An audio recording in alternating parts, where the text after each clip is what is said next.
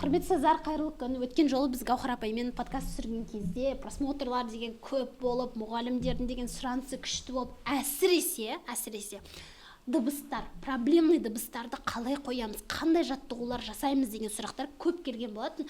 Ал бүгінгі подкастымыз именно сол проблемный дыбыстардың тізімін жасап алдық. Сол тізім бойынша қандай жаттығулармен балалардағы р дыбыстарын, тағы ш, с мен ш-ны шатастыруы деген тақырыпқа тоқталатын боламыз. Ал Гаухар апай, бастаңыз, бізге бүгін қандай сабақ өтесіз?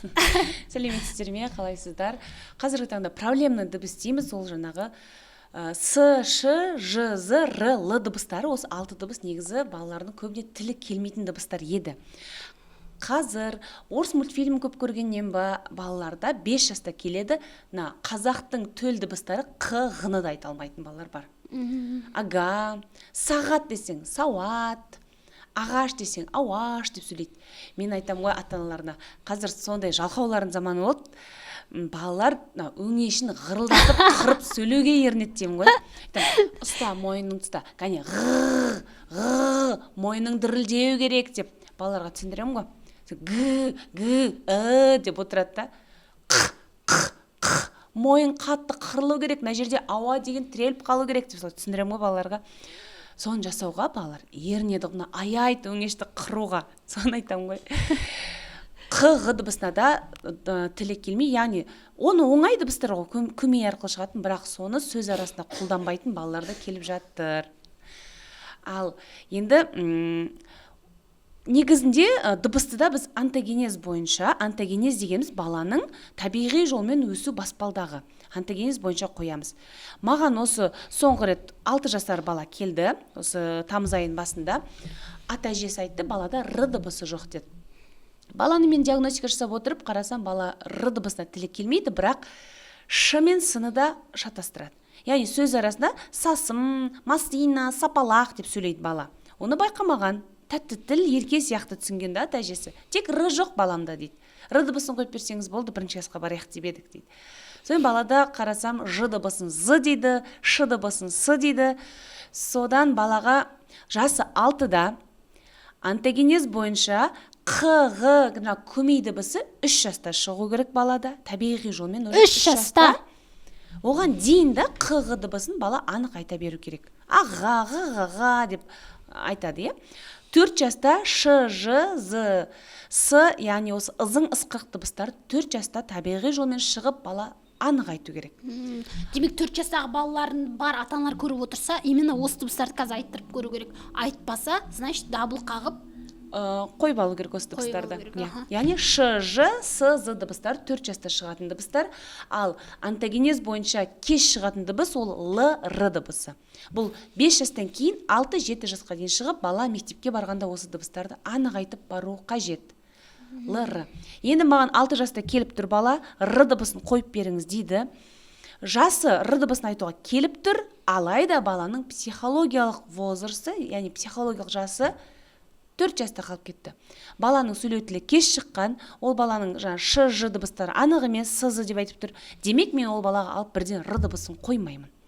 Жасы 6-да болса да, р дыбысын ата-анасы сұрап тұрса да, мен мына бос орынды қалып кеткен толтыру керекпін. 4 жаста қойылмай қалған ш, ж дыбысын қоямын. Сөйтіп мен алып ол балаға дефектологиялық сабақ жасап, жалпы ірі моторикасына бастап дамытып, ш, ж-ны айтып, яғни ш дыбысын айтқан тілді көтеріп тұрамыз деп түсіндірем ғой, кесе қыламыз деп. Соны айтқызып, үйретіп жүрмін. Содан 3 күннен кейін 4-ші күні ол бала келген жоқ сабаққа. Ескерткен жоқ. Сосын анасына неге келмедіңіздер деп едім, сонымен ертең келіңіздер осындай уақытта деп 5-ші күн сабаққа келген кезде анасы маған ренжиді. 3 күн болды, сіз айтқан бойынша мен яғни бұл жерде бірінші постановка звука. Ш дыбысын мен балаға түсіндірдім. Айнаның алдында отырдық, еліктеу арқылы тілді көтереміз. Егерде баланың тілін көтеруге өзі түсінбей жатырса, әртүрлі құралды қолданып, балаға міне тілдің астына қой. Яғни ш дыбысын айтқанда тіл жоғары қарап тұрады дегенді бала түсіну үшін астына таяқшаны қоям. Немесе өзінің белгілі зондтары бар,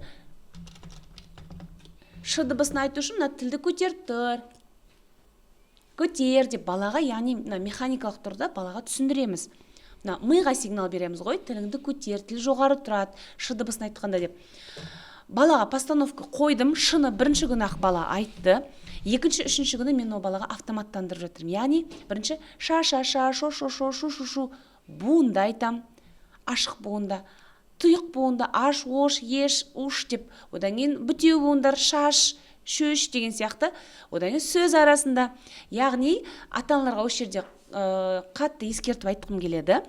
Бала кез келген балаға дыбысты қойып, 10 күнде сол баланы таза айтып кетеді деген жаңағы бос жарнамаларға сенбеңіздер. Себебі баланың қабылдауына қарай бір дыбыстың өзін балаға қойып, оны автоматтандыру деген сөз. Мына мен сізге қазір сөйлеп отырмын, сөзімнің арасында автомат түрде ш дыбысын айтып отырмын. Мен ойланып отқан жоқпын, қай жерде тілімді көтеру керекпін деп. Осы автоматизация. Осы автоматизацияны балаға жүргізіп, одан кейін үшінші кезең дифференциация кезеңін өткізу керек. Яғни автоматизация дегеніміз бала сөздің басында, ортасында, соңында қай жерде ш дыбысы бар, барлығын біліп, бүкіл ш-сы бар сөздің бәрін жаттап, соны айту керек. Яғни бұл ұзақ мерзімді талап етеді. Одан кейін үшінші кезең, бала осы кезге дейін с деп сөйлеп келді ғой, сасым, сапалақ деді. Демек, ол балаға дифференциация. Енді с әрпі бөлек, ш әрпі бөлек. С дыбысы басқаша, ш дыбысы басқаша екенін, екі дыбыстың айырмашылығын ажырату кезеңі, дифференциация. Бала себебі шатасу болады. Бұрын с деп сөйлеген бала енді шыны айтып үйренгеннен кейін балада мынандай ой болады. Демек мен осы кезге дейін дұрыс түсінбедім, тілімді көтеруді білмедім, енді мен көтере аламын ғой деп бүкіл с бар жердің бәрін ш деп кетеді. Мысалы, менде практикада болды, автобус, шамша, шағат деп бүкіл с бар жердің бәрін тілін көтеріп алды бала. Себебі жасы 6-да ол бала бәрін түсініп тұр, қатесін түсінді, ш дыбысын қалай айту кереккен түсінді. Енді бірақ баланың түсінбей тұрғаны қай сөзде сыны, қай сөзде шыны қолдану кереккен білмейді. Сондықтан дифференциация кезінде әрбір с-сы бар, әрбір ш-шы бар сөздің барлығын жеке-жеке айтқызып жаттатқызамыз. Сондықтан бір дыбысты қойып, ол дыбысты бала автоматты түрде сөз арасында қолданып, қателескен дыбысымен ажыратып үйренгенше бір дыбысқа 30 күн, 40 күнге дейін уақыт керек болады. Жаңағы ата-анаңыз сонымен келмей қойды ма? Иә. 3 күннен кейін 4-ші күні келмеді, 5-ші күні келеді да айтады: "Мен шаршап кеттім" дейді. Сіз айту бойынша мен берген ойге буындар ша, ша, шо, шо, шу, шу деп мен кешке дейін ол бала қайталатқыздым, айтты дейді, тілін көтеріп. Осын бір кезде далаға ойнауға шығып кеткен тәтесімен. Айғайлап: "Сасың злам қазір сенің, сасасы" деп солай сөйлеп жатыр дейді да. Жаңағы айтқаным бәрі жоқ болып кетті. Бір күндік еңбегім деп тұр. Дәл солай. Дәл солай. Осы мен айттым. Балаңыз жас 6-да. Сіз 6 жылға дейін, жарайды, бала 3-4 жаста сөйлеген шығар. Осы кезге дейін сіз қайда жүрдіңіз? Міне 1 айдан кейін бала 1-ші классқа барады. Ал бір дыбыстың өзін автоматтандыруға 30 күн керек, минимум 20 күн керек. Сіз 3 күн келіп, ш дыбысын балам айтып кетпеді деп ренжисіз. Себебі бала ол сасым, шашым деген сөзде ол шыны қолдану керектігін біліп тұрған жоқ. Сіздің айтуыңыз бойынша зубрежку ша, ша, ша, шо, шо, шо деп айтып берді. Шыққаннан ол сасым, сапалақ, сыбын деп жүгірді бала. Ойнау барысында ол автомат түрде бұрынғы жатталып қалған бойынша с-сы-сы-мен кете береді. Сондықтан автоматизация кезеңі өте ұзақ жүреді. Осыны ата-аналарға дұрыстап тұрып жеткізгім келеді. Өйткені логопедке бардық, 10 күн бардық, р дыбысын қойды. Нәтиже болмады дейді. Сіз қалай сонда, сіз 10 күн болдыңыз ғой логопедте десем, баланы тексерсем, тілі дірілге келіп тұрады. Енді сөздің арасында қайтадан сақаулам сөйлеп кетеді ғой дейді. Мен айтам, 10 күн аз. Енді келесі проблемный дыбыстар қалай жұмыс істейміз? Яғни ш-с дыбысын осылай дифференциациясын айтып өттік. Келесі біздегі ең қиын дыбыс бұл р дыбысы. Р дыбысы тіл дірілге келу керек. Бұл антогенез бойынша да қиын дыбысқа жатады, кеш шығатын дыбысқа жатады. Қазір таңда дәл осы тамыз айында р дыбысына менде балалар өте көп келді. Менің бір жеке басыма 6 бала келді ғой р дыбысынан. Оның арасында 8 жасар бала да бар, 7 жасар бала бар, және мектепке даярлық 6 жастағы балалар да бар. Тура мектептің алдында міне 1-ші классқа баратын кезде, 10 күн қалған кезде бізге р дыбысын қойып беріңізші, мектепке дейін тез күнде келсінші дейді. Бір 10 күнде р дыбысын айтып, уже мектепке бару керек деп түсінеді. Ата-аналардың қателігі осы да. енді дұрыстап жеткізу керекпіз ғой біз логопед мамандар. Жарайды деп алып жатырмын балаларды. Жаңа 8 жасар қыз келді маған, өзі ұялады екен, орыс классына барады, айтады: я в диктанте пишу звук «л» дейді, наугад. Я не знаю, где «л», где «л» пишать дейді. Өзі айтып отыр, «р» мен «л»ны айтып отыр, бірақ екеуіне де тілі келіп тұрған жоқ, «р»ға келмеген айтады. И менің диктантым бәрі қып-қызыл дейді. Осы соңғы 5 күн бойы келді, ол қыз тілі дірілге келмейді, тонусы әлсіз тілдің. Енді ол даже діріл деген не екенін түсініп тұрған жоқ. Себебі осы кезге дейін ол қыз ол дірілді сезінген жоқ қой. Мен айтып жатырмын: қара, посмотри на мой кончик языка деп түсіндіріп жатырмын ғой. Тілім дірілдеді деп. Бала дірілді түсініп тұрған жоқ, себебі сезінбеген. Мен дірілді сезіндіру үшін ең бірінші былай істеймін. Сізбен бірге практика жасайық. Ерінді дірілдетемін. Айнаға қарап отырмыз, екеуміз ерінімізді дірілдетеміз. Вау, ерінің дірілдеп жатыр ғой сенің. Я дейді. Енді екі ерінің ортасына тілді қой. Я, екі ерінмен бірге тілде дірілдеді. Бұны кез келген бала жасай алады. Айнаға қарап отырып айтамын: қарашы, сенің енді ерініңмен бірге тілің де дірілдеп жатыр. Діріл деген не екенін түсіндің ба? Я дейді, міне діріл деген осы. Сенің ерінің дірілдеді, екі ерінің ортасына тілің де қосылып дірілдеді. Енді тек қана тіл дірілдеу керек. Яғни діріл деген не екенін осылай сезіндіріп алам бірінші. Жарайды, енді біз р дыбысын айтып үйренеміз, бірақ біз ерінмен емес, тек тілмен дірілдетуді үйренеміз деп, ары қарай артикуляциялық жаттығуларды көп жасаймыз. Тілді шынықтыру керек деп түсіндірем. Тілді шынықтыру дегенді балаға артикуляциялық жаттығу не үшін керек, тілді шынықтыру не үшін керекті түсіндіру үшін тағы да балаға былай кішкене қызықтырып оқиға айтып беремін ғой. Бір спортсмен аға бар. Ол спортсмен ағаны көз алдыңа елестетші, оның дене бітімі қандай. Осын олардың көз алдына түсетіні бірден мынандай ағалардың качок. Олар деген сильный болады, мықты болады, мына жерлері қатты болады дейді. Осын іші қандай болады деймін. Ішінде прессы болады деп солай айтады. Ал ол пресс болу үшін, андай мықты болу үшін ол аға күнде не істеді? Күнде ол спортпен айналысты, жүгірді, шынықты. Я, демек күнде спортпен айналысқан соң ол кісінің дене бұлшықеттері қатайды. Дәл солай біз қазір ауыз қуысына спорт жасаймыз. Ауыз қуысына ерінна, тілге спорт жасаған кезде олар да шынығады, шымыр болады. Сол кезде сен дыбыстарды жақсы айтасың.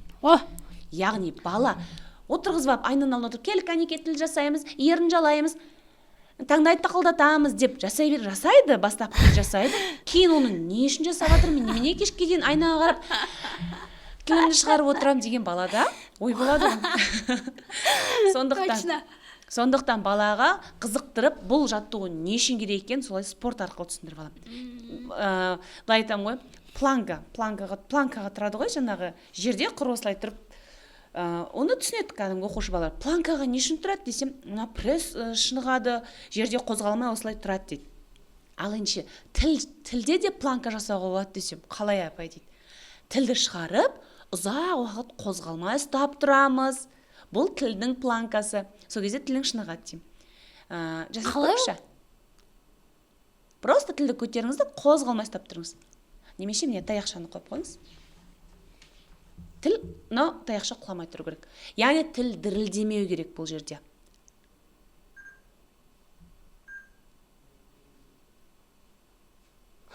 Менікі дірілдеп жатыр.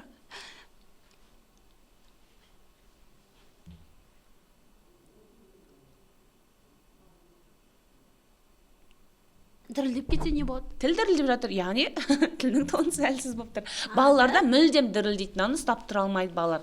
Ауада тілін шығарып ұстап тұра алмайды. Бір күні түсіп қалады, екінші күні мен айтамын, ештеңе етпейді. Сен күнде осылай тіліңді қозғамай ұстап тұрсаң, тілің шынығады. Яғни ол да бұлшық ет. Планкада тұрған сияқты ол да шынығады деп солай түсіндіремін.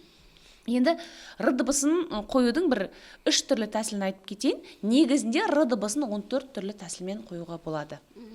Біз мұғалімдерге керегін айтсақшы. Мұғалімдер істей алатынын, өздерінің оқу орталықтарында қолданылатын. Ең кең таралған түрі, оны барлық YouTube каналдардан да көруге болады, жаңағы тоқылдақ құс. Оны да жасау үшін мен бірінші тоқылдақ құстың суретін көрсетемін. Тоқылдақ құс ол мұрны тұмсығы жаңағы мықты, ол орманда ағашты тоқылдатып тұратын құс, яғни ағаштың діңгегінен құрт құмырсқаларды теріп жейді. Демек, оның тұмсығы сондай мықты. Енді біздің тіліміздің ұшы ол тұмсығы құстың, ал үстіңгі тістің арты ол ағаш. Енді тістің артын соғамыз. Кетіп, қарасаңыз, менің екі тісім ортасы ашық тұр. Тілдің ұшы көтеріңкі, тек тілдің ұшымен ғана ұрып жатырмын. Дәл осы сәтте астыңғы иек қозғалмау керек. Сізде астыңғы иек ашылып жабылып жатыр.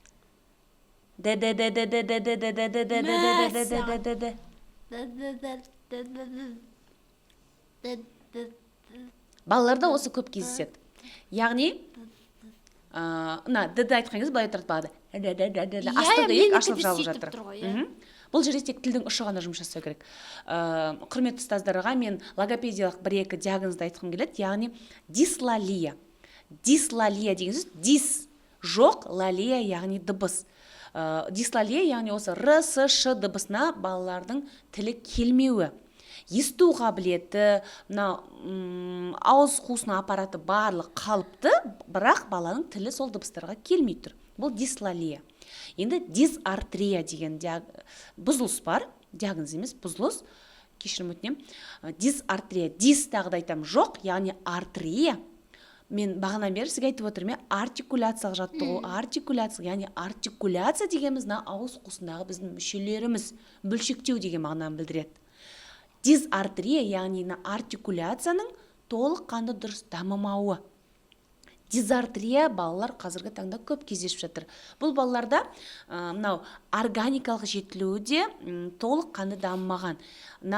Ауыз қуысындағы мүшелерін бала мимен дұрыс кейде игере алмайды. Бір қимылдан екінші қимылға тез өте алмайды. Мысалы, шын айтып тұрып тілді көтеріп, ша-ша-ша, са-са-са. Мен тілді түсірдім. Немесе бір сөзде осы с мен ш қатар кездеседі. Аспазшы. Аспазшы.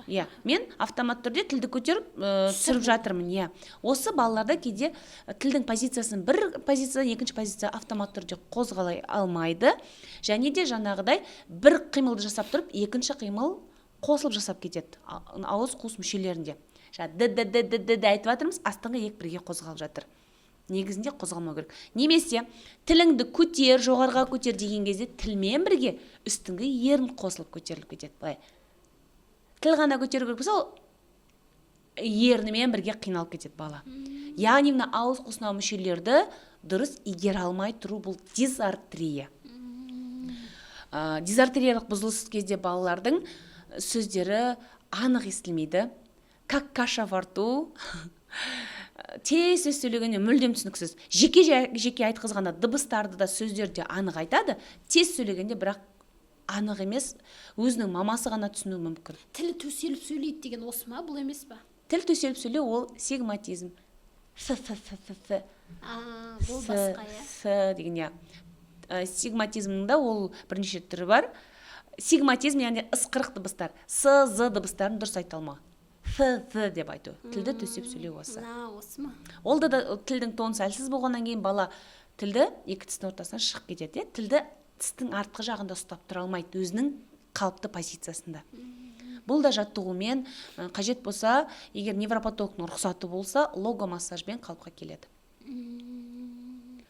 Енді р дыбысын жаңағы тоқылдақты айтып жатырмыз, айтып тұрып, тілдің астынан қоямыз.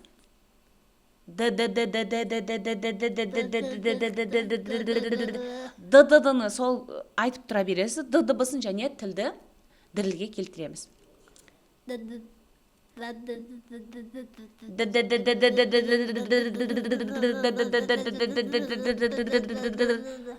Балаға осылай тілдің дірілдеуі қалай екен өзіне сезіндірем. Күнделікті бұны айта берген кезде бала одан кейін үрле тілдің ұшына үрле деп тілі деп алғашқы кезде солай дырмен естіледі. Бұл да бірден келмейді. Әр балада р шығып бастады деген белгі ма ол? Дырға келсе болды. Одан кейін өзі дырра, дырро, дырру, д-мен қосып айтқызамыз. Өткен д-мен айту оңай. Д себебі тіске тиіп тұрады, тілдің ұшы. д дыбысын айтқанда. Дір. Осы жерде айтып кеткім келеді. Р дыбысын айта алмағандықтан көп бала р дыбысын ғымен алмастырып айтатын бар. Иә. Ракета десең ракета. Ғы деп сөйлейді. Ара десең аға дейді. Яғни ғырылдаған мен рын айтып тұрмын деп сезінеді. Бұл өте үлкен бұзылысқа кетіп бара жатыр да, баланы дер кезінде р дыбысына қойып алмаса, себебі р тіл ұшы дыбысы. Тілдің ұшы дірілге келу арқылы шығатын дыбыс. Ал бұл жерде бала ол тіл ұшы дыбысын тілдің артына көмейге түсіріп алды. Ғы деп. Сондықтан балаға бірінші тілдің ұшы тіске тиетін, тілдің ұшы арқылы шығатын түсіндіріп алу керек та, осы жерде. Д. Акцентті тілдің ұшына көп береміз. Сөйтіп, одан кейін бірде дірілге келтіреміз. Енді бұл бірінші... Ғымен араласа, получается, еще хуже, да? Иә. Енді бірінші тәсіл осы, көбінесе тұқылдақ құсымен тілді дірілге келтіріп аламыз, иә. Әр бала әртүрлі. Әр балаға әртүрлі подход жасаймын. Келген кезде бірінші барлығын жасатып көремін. Әртүрлі артикуляция жаттығу жасаймыз, д-ны жасаймыз. Егер осымен шықпай жатса, балада басқа тәсілге көшемін. Мына жерде зондтармен де көремін. Мынау бізде р дыбысын қоятын зонд. Жаңағыдай тілдің астына қойып, дірілдетіп тілді бала айтып отқан сіздер осы ұстап тұрасыздар ма сонда? Бірақ мен көбіне зондты қолданбаймын. Себебі балалар мына темірлерді көрген кезде шошынады. Мынау бір дәрігердің құралдары сияқты көрінеді. Мынау бір тілді ауыртатын, жыратын сияқты болып көрінеді балаға. Сондықтан психологически уже настрой нашар ма? Иә. Мен 9 жасар маған қыз келгенде, қыстың күні, мынаның өзін аузына салғызған жоқ, 9 жастағы қыз. Сол үшін өздері білетін, көріп жүрген мақта таяқшасын қолданамыз. Безопасный деген сигналдарды қолданасыздар. Иә, осыны қолданамын. Немесе бұлмен де бала жасағысы келмеген кезде мен медициналық перчатканың шоңана кесасыздар. Иә, немесе осындай өзі саусаққа арналған бар, иә. Соны кигізіп қоямын да, бала өзі саусақпен сезінгені, өзінің аузын, тілін қолмен ұстап сезінгені ол жақсы. Сондықтан осылай жасатқызам.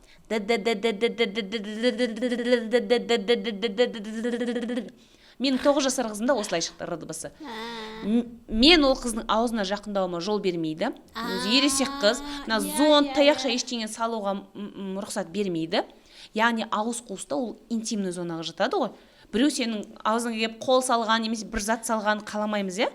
Дәл солай ол да ересек бала, иә. Сондықтан ол қызға осылай өзі саусағын тілді дірілге келтіру арқылы р дыбысын жақсы айтып кетті. Бұл бірінші тәсіл. Енді екінші тәсіл, менде 6 жасар қызым, д-ға да келмеді, басқа тәсілдердің бәрін көрдім, ол қызға ол ұнамады, яғни ол қызға ол жарамады, сондықтан саңырауқұлақ жаттығуын жасадық. Саңырауқұлақ жаттығу бізде тілді таңдайға жапсырып қоямыз былай. Сосын астыңғы уздечка созылып тұр, байқасаңыз. Иә. Осылай тіл енді таңдайға жабысып тұрған кезде тілдің екі бүйірін саусақпен басады. Мен бұны былай түсіндірем.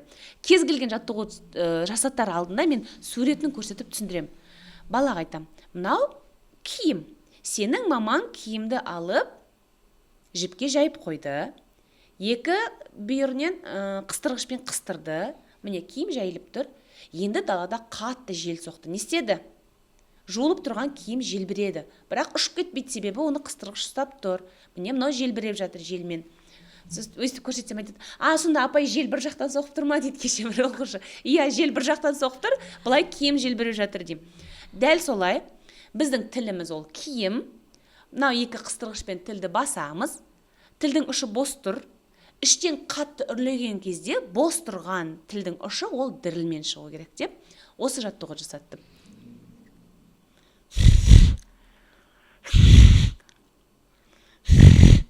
6 жасар қызымда осылай шығып кетті р дыбысы.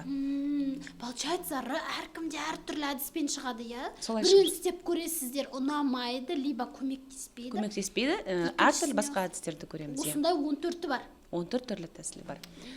Енді, егер, допустим, р-ны айта алмады, не болады? Р-ны айта алмаса, балада комплекс болады, ең біріштен. Маған келіп жатқан 8 жасар, 9 жасар қыздардың айтатыны сол. Я не могу выговаривать звук р, не могу писать правильно звук р, я не знаю, в каких словах есть р. Сонымен ұялады. Сондықтан ұялғандықтан ол қыз тез сөйлей бастаған. өзі қате сөйлейтін болған, білдіртпес үшін тез сөйлеген. Қалай жұмыс істейді, Сосын айтады, мен тез сабақ айтып тастағым келеді, тез сөйлеген кезде маған мұғалім ұрыс дейді. Немене, пойызға асығып тұрсың ба, асықпай сөйле, жайырақ айт деп маған айғайлады дейді. Маған келіп мектепте болған ситуациялар сол айтып беріп жатыр. Сосын енді ересек қыздар 8-9 жас осознанно келіп тұр ғой маған. Сен шынымен р дыбысын үйренгің келіп, мамасы шығып кетеді, тілі р-ға келеді деп жүре берген, оны мамасы әкеліп тұрған жоқ. Мамасының қайынсіңлісі, яғни тәтесі қонаққа келген сол үйге, күйеуге шыққан тәтесі. Сол әкеліп тұр. Мен бір апта осы жерде қонаққа келдім, төркініме. Мен племянницама қатты жаным ашиды, р дыбысын айта алмай жүр. Мен 6 жастан бері айтқанмын мамасына, осы апаршы, өзіне өзі шығып кетпейтін шығар мүмкін, апаршы дегенмін. Ой, әлі 6-да ғой шығады деп жүрген. Міне жасы уже 8-ден кетті. Қыз өзі ұялады, диктанттың бәрін қате жазам деп келе салып маған айтты өзі. Мен білмеймін қай сөзде р бар екен. Я наугад пишу все диктанты дейді. Сөйтіп тәтесі әкеліп тұр. Бір апта бойы тәтесі әкелді. Айтады, тәтесі сұрап жатыр. Енді не істеймін, мен кетіп қаламын, мамасы ары қарай әкеле ме, әкелмей ме, мен білмеймін дейді. Айтып жатырмын. Бірақ өкінішке орай бұл қыздың жасы да үлкейіп кетті. Үлкейген кезде результат шығару да ұзақ мерзім талап етеді. 7 жасқа дейін баланың миы дифференциациялып тұрады. Яғни иілгіш, губка сияқты ғой, тезірек сіңіреді. Сондықтан ата-аналар ой әлі шықпай жатыр, өскенде шығып кетеді демей. 7 жасқа дейін қолға алу керек. Ерте соншалықты ақша аз кетеді, мен соны түсіндім. Қаншалықты ерте, соншалықты тезірек баладан нәтиже шығарамыз. Енді 8 жасар қыз келгенде бір апта әлі де дірілге келмей жатыр тілі. Сонымен бұл біріншіден балаға зияны, ол баланың мінезіне кері әсерін береді, комплекс болады, ұялады. Ол самооценка деген маңызды емес па? Самооценкаң түссе, білетін нәрсең де айта алмай, біреулерден шеттетіліп, настроениең түседі ғой. Сол айтқысы келмей, біліп тұрған мазмұнды айтқан кезде тез айтып тастауға тырысып, тез сөйлеп, сондай болып бара жатыр жаңа қыздың сөйлеу тілі. Енді үшінші тәсіл менде сылақшы. Тағы да сурет көрсетем. Сылақшы деген кім деймін? Немесе орысша маляр, иә? Балалар түсінбейді тағы да. Мынау кәдімгі ремонт жасайтын адам суретін көрсетем. Қолында щеткасы бар, краскасы бар. Сылақшы деген ол мынау төбеге краска жағатын адам. Оның қолында щеткасы бар. Демек, біздің тіліміз ол щетка, ал таңдайымыз ол потолок. Төбеге біз қазір краска жағамыз деп, тілмен алдыға, артқа осылай таңдайға тигіземіз. Өңешке дейін артқа тілді қайырамыз, алдыға, артқа, алдыға. Өңешіме тисін ба, тимесін ба? Жоқ, қатты емес. Жұмсақ таңдайға дейін.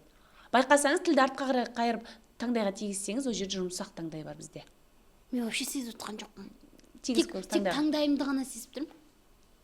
Өңешке қарай тілдің ұшын тигізіңіз. Жұмсақ таңдай, тістің артқы жағында ол қатты таңдай. Иә, қатты таңдайға тиіп тұрмын.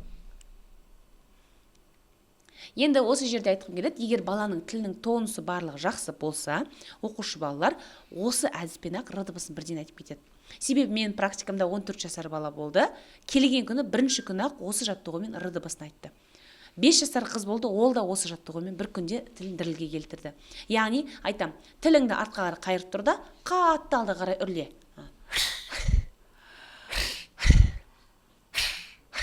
Мәссаған, реально, иә? Иә. Осылай бір күнде тілі дірілге келіп, өзі таң қалып жаңа 14 жасар бала. Содан кейін балаға бірден мен оқуға буындарды бердім. Ол баланы енді 14 жаста бала тілін дайындап алады. Күлкін келіп түріне қарашы, тілді артқа қайыр. Тұйық буынды оқса. Тілді көтереді, артқа қайырып алады.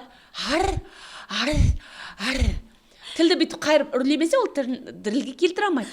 Бастап кезде ол қалыпты. Әбден тілі машықтанып р-ға дірілге келген кезде ол олай қиналмайтын болады. Автомат түрде шығады. Но бастапқы күні солай болды. Р бар дыбысты көрсе, бірден уже түрінен байқаймын, тілін көтеріп артқа қайырып атады. Сөздің ортасында оқып келе жатса да, мысалы, ра деп отса, ра деп. Осылай менде бірнеше балада осы жаттығумен, сылақшы жаттығумен р-ға тілі келді. Ұстаздар осын жасап көрсе болады. Егер баланың тілінің тонусы барлық қалыпты болса, бала р-ға осылай келтіре алады. Сосын тағы да бір оңай әдісті айта салайын мұғалімдерге. Бізде з дыбысы, ж дыбысы әуенді дыбыс деп айтамыз, иә. З-ны айтқанда мойын дірілдейді дейміз. Өткен жол жасадық қой. Ж-ны айтқанда тілді көтереміз, бірақ тіл тағы да дірілдейді, өңеш дірілдейді. Яғни бұлда іштегі ауа дірілмен, вибрациямен шығып жатыр, иә? Сондықтан з дыбысы арқылы р-ны қоямыз. Ол қалай? З-ны айтып тұрамыз да, з-ны айтқан кезде тіл астыңғы тістің артында ол жатыр осылай. Енді з-ны айтып тұрып, тез тіліңді көтеріп, таңдайға тигізіп қал деймін. З-ны айтып тұрып, бірден тілді таңдайға тигізіп қарасыз.